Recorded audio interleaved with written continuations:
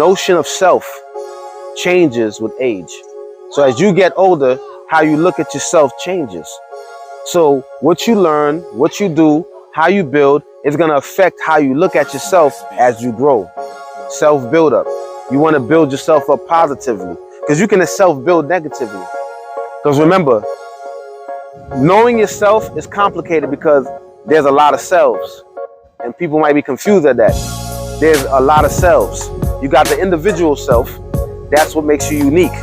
That's the individual self. That's what makes you unique. That's what makes you who you are. That's what makes you special. Then you got relational self. That's how you relate to others because of how you view yourself. Because how you relate to people is going to be based upon what you know about yourself, how you identify, and how well you are instructed in learning who you are. Then you have collective self. Collective self is how you view yourself when you're in a group. For example, if you're poor and you're in a group with a lot of rich people, you might look at yourself less worthy or less efficient than the rich people that you're around. See that?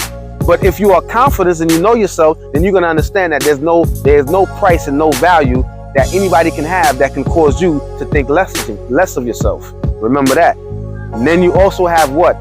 You have something known as online self, where individuals with low self-esteem, they create a persona or they create a profile online, and that's who they identify with.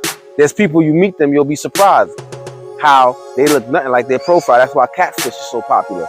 There's people that fell in love with a profile image, and when they met the person, they look nothing like the online self. You see that? And you got an algorithm self, meaning you can actually go on a computer and it would configure everything all the information it has about you, and it would relay what type of person it thinks you would be. It's not advanced yet, but it came out 2009. You can do the research, and it will tell you who you should be based upon the information, the algorithm self. So what's the key?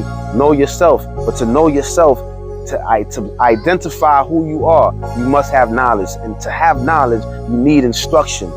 If you're not going to get instructions, you're never going to learn who you are. If you're not going to gain instructions, then you're never going to grow, right? A wise man said this.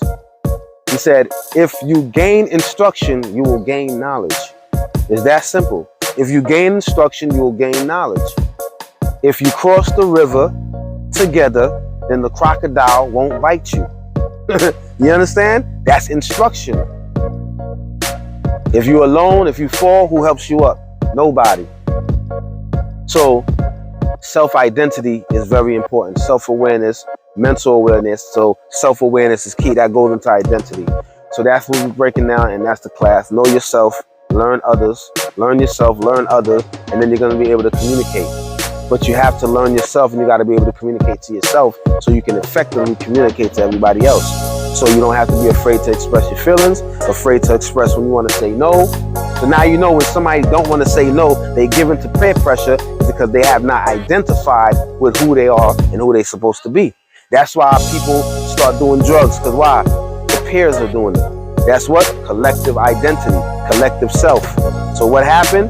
Because they saw themselves as nothing unless they did what everybody else was doing, then they was pressured to be like their peers. Why? Because they didn't have knowledge of self. Self-build-up, bringing that information for growth. Self-build-up. Get your own bricks.